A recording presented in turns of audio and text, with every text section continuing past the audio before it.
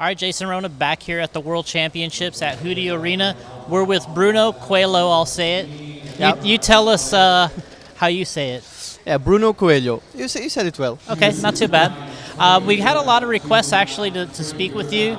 I've never really talked to you that much in person. I've just watched you race a lot, of course. A lot of people say you're one of the best overall drivers in the world, if not the best. The question I get all the time is, some people think like you came out of nowhere and you've never raced prior to, let's say 2014, right? Mm-hmm. What was the first Worlds you ran in Florida with the touring car? Yeah, it was not my first Worlds at all. I had many international races before with my dad. Yeah, we were racing a lot international, but like only on-road Nitro. Okay. Mainly. But then like the Nitro in Portugal went down, so we decided to start electric. Yeah. And after like 1 year with electric, we went to Florida for the Worlds. Yeah, I know our friend who works with us, Paul Wynn, he said he was watching you race there, and he's like, I don't know if I've ever seen a better driver than this guy. He said he looked at your car and he said it doesn't look really pretty, and he said that he's like, this is unbelievable. He goes, if somebody else built a car like this, surely it would never go. But now you're at the tops with the Xray Group, and maybe their top driver overall for everything. What's kind of gotten you to this point to where you're one of the best in the world? Yeah, as I said already before, I was driving many classes already with my dad.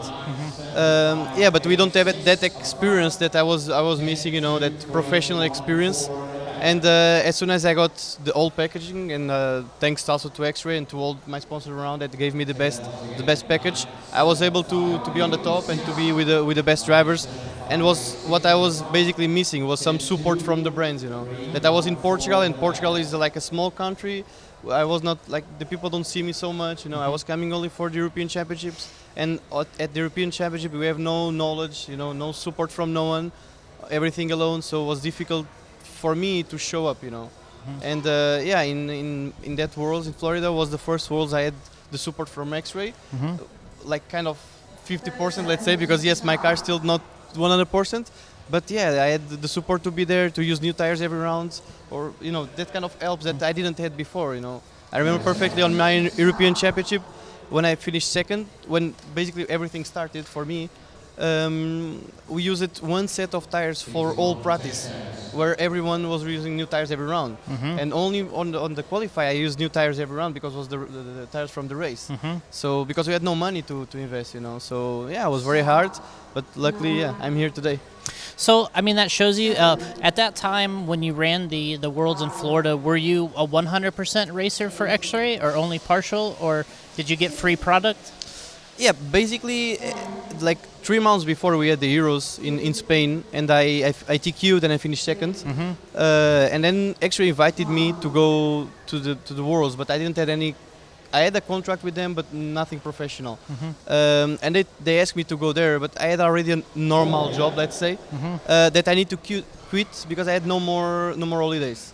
So yeah, it was a hard decision for me. Hard because I didn't want to leave my job in Portugal, because the situation in Portugal was very hard, very difficult. We have a big price, and basically it was my dad who pushed me to quit and to take the opportunity to go in Florida. Because for me, if it was not my dad pushing me to that, I will never go to Florida and quit my job basically to go there, because I had no contracts. They just invite me to go there, paying everything, to go there. But I took the risk. Because of my dad, thanks to him, of course, and yeah, everything. So as we move along, we went to Japan at the World Championships there, and you had probably the right vehicle, the right package, put it together. You didn't have your trademark paint job at that time. You ran with the white paint job, factory white. What's that? Scotty Ernst says that, right? And but you really kind of, I'm not going to say you won that easily, but you kind of won that easily. It was you probably had the best driving and the cars. Talk to us about winning that World Championship, kind of, and then how did that help you become even more of a professional, I guess? Yeah, that race was I think my second boom, let's say, because the first one was in Florida when I show up to everyone, and that second one showed on the off-road that I was also very good. I think, of course, I was very lucky on that race because we just had the new car, the XB4, that was the best platform in that time, and by far compared to the other cars in high traction conditions. So let's say Carpet and Astro, and yeah, we drove on Astro, and we saw immediately that our XB2 was working also very well, but we had some parts of the track that was super difficult for me as an on-road driver, and I had no experience for that. So I was super fast, but all the time I did a mistake on that part of the track.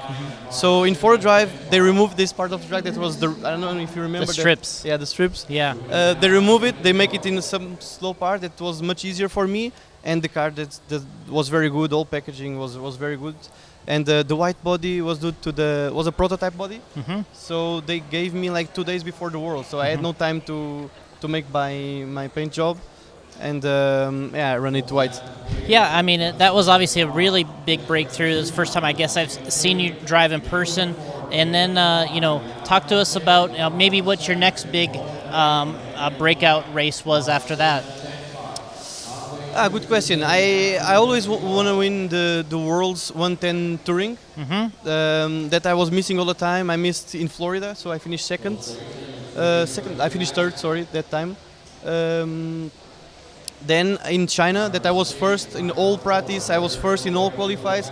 First in first final, and then second final. I just, you know, I don't know what happened with me. I just was thinking what to do after the race, you know. Yeah. And I lost my focus on the race, and I just flipped. And then for the third final, we had a thunderstorm, and like the track was like 3 seconds slower, and I was completely lost, full of you know, the emotion and everything. I completely lost that race, that Worlds. Yeah, and I was missing to win it, so I win it last year in South Africa finally, and everything was running not good for me. Like all qualifiers, I finished second, and was not looking good for the final because I was slower than Volker. But then we made some dramatic changes for the final, and I was able to overtake him and get the win. So I think the well-deserved win, because it's the class or the category that I drive the most, and that I focus the most, is the most important also for Xray. Yeah. Because it's the best sales for Xray is the T4 from touring car. So yeah, and I never win like something, you know, something big, and I win the Worlds last year, and with the Euros also last year, so it was very, very good. Yeah, I think what I watched the video of you winning that touring car Worlds, and you put some amazing passes on Ronald there. And did you feel like you could do that, or is it something that just happened while you were racing? We kind of when we finished the qualify, I kind of was like, it will be impossible. Yeah. Because everybody knows Volker, and Volker is for sure one of the best drivers, or I could say the best driver of touring car. And he's the kind of guy that is super focused on what he does, you know. He's kind of guy, when he's in the front, it's almost impossible to overtake him, because it doesn't do one single mistake. And this thing together with my car is not good. You know, if your car is very good, you have some confidence, you know. Yeah. But the car was not working well, you know. And then we had the practice before the final. We changed a lot, and my car was amazing, you know, like very, very good. And I overtook him on that practice final, and I think that's what make him a little bit nervous, you know, and feel like, okay, he's back, you know. Yeah. And yeah, and then on the finals, I just make pressure on him, and he made 2 small mistakes that was able for me to pass him, and made that very good overtakes, and win the race. You know, 2 other things that really stick out in my mind about your racing is 8-skill Nitro Buggy. You know, you won the European Championships. It was that 2 years ago now, or 1 year ago? 2 years ago. 2 years ago. And then at the Worlds in Australia, you were actually very, very fast there. And people really don't know that, because that if they didn't follow the whole race. Yeah. But you were there in the semifinals, and you were a really threat to be in that race all the way to the end, and be, you know, top 3, I think, in the final. Yeah. Yeah. Unfortunately, yeah, was we could say a rookie mistake from our part. On the qualifiers, I finished on the first qualifier. I think I finished like second or third. Second qualifier, I think I finished again third. I think, and then we realized from the other guys that the tires for the final, so the harder compounds and different shape the tires, it will be much slower, the car. So we said, okay, semi-final, it doesn't like to be first or sixth on the qualifiers doesn't matter because everybody's going to the semi. Yeah. So we started immediately to use the tires for the semi and for the final, and started to work on the setup for it. So I slowed down a lot on the qualifiers, it's true, but when I went to the semi-final, I was ready for it. So on the practice for the semi, I was the fastest by far, and then on the semi, I started like 9, I think. And after 5 minutes, I was already third or second. And then basically what happened with us was we didn't check the temperature of the engine. So we follow by the feeling of the engine, you know, like the noise and the smoke, and was okay, you know. But still the engine was like 100 degrees. And normally you used to run 120. And I had run time like in the European Championship when I win, I made 8 minutes 30. And there I had exactly the same. And the engine stopped like at 7 minutes. And the first refueling, we were thinking that Bayer, that was my mechanic, didn't make it full, you know. And but then we realized that the engine was too cold, you know. So it was our mistake because it was, you know, when you don't make this so much, like Bayer is a very, very good mechanic, but you don't used to do, you know, that mechanic pit stops and these kind of things. You used to work on the car and drives on, you know. So it was our mistake that, you know, cost us a lot. We were at the pace, but, you know. So we fast forward to here. We finished two-wheel drive. You've had some good moments, some bad moments. You mentioned on your Facebook that you feel okay, but you felt you left something out there, like maybe not as much as you wanted to have, huh? Yeah, my car was amazing. Some rounds was just missing something, you know. That you cannot blame the car because it's something that is you cannot explain, you know. It's something that, like, your car is amazing, and like on the practice final where my car was really amazing, and I was like, okay, the car, if it's like this on the finals, I can maybe do something good. And then on the first final, I don't know what happened. It's just everything gone, my traction gone. That I don't know what really was, if it was me, if it was the tires, if it was something on the car. So that's why I post that, because I like in the end of the races, I don't. Okay, it matters if I finish first or fourth, but if I finish fourth or 10 and I know what was the problem, like if I flipped or if something wrong on the car, and then you find out, for me it's completely no problem, because you go home and you know what's wrong, you know. But when you go home and you don't know what happened, you are like, it can happen next race and you still don't know what is. That's why I was frustrated, because I don't know what really happened. Yeah, and. So we move on. We're into the four-wheel drive class. You've already have really good runs. You TQ'd the first round. Everything's looking pretty good. What's your expectation for four-wheel? And, you know, are you just kind of wanting to keep pushing on and see what you can do here? Yeah, sure. I will try my best here. So it's true, it's home track, but it's true and not true, because I didn't practice as much as the people think here. And for us, all Xray. So, and for the people that's still thinking about like, it's home track, they practice here 1 million laps.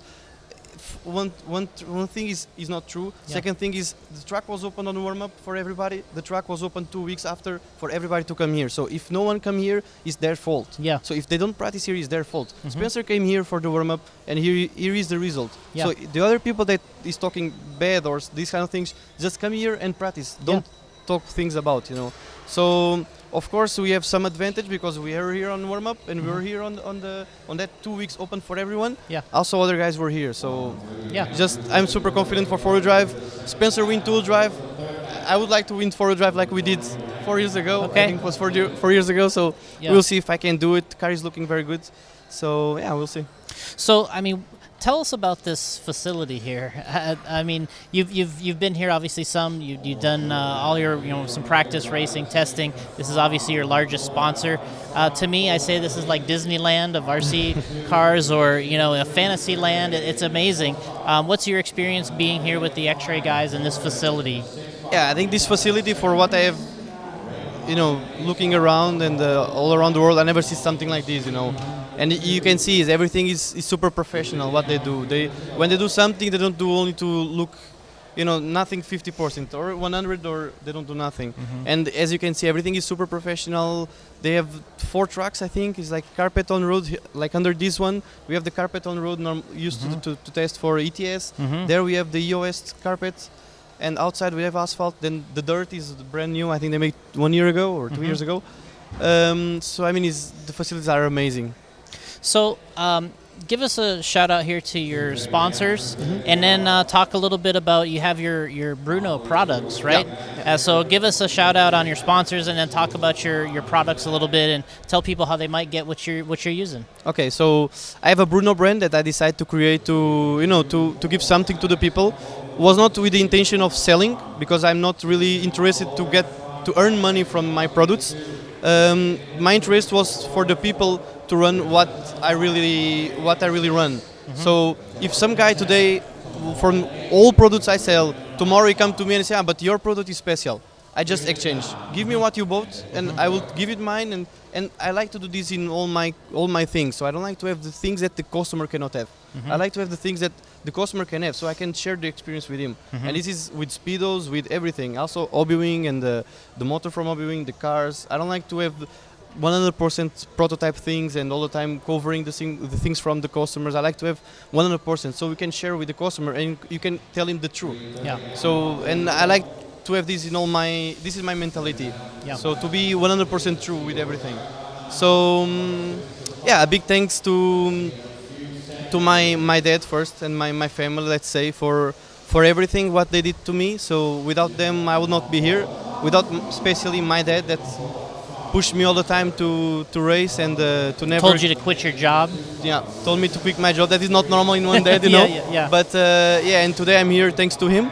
Thanks to all my sponsors for the brilliant support, and all the friends and people that follow me on the Facebook and send me message. And what I really appreciate the most is when the people send more message when you are not happy or frustrated or unhappy and the things doesn't go well, and you feel the people support you even more than when you win. Yeah. And this is, for me, I feel really very, very, very good, and thanks to all these people. Thank you. All right. Well, this is Bruno Coelho, one of, if not the best driver in the world overall. He's climbing up that ladder. We got a lot of greats from back in the day and currently, and people rising, but he's a force to be reckoned with on any type of RC car. And look forward to watching you this weekend. Congrats on all your success, and good job here so far. Thank you very much. Thank you.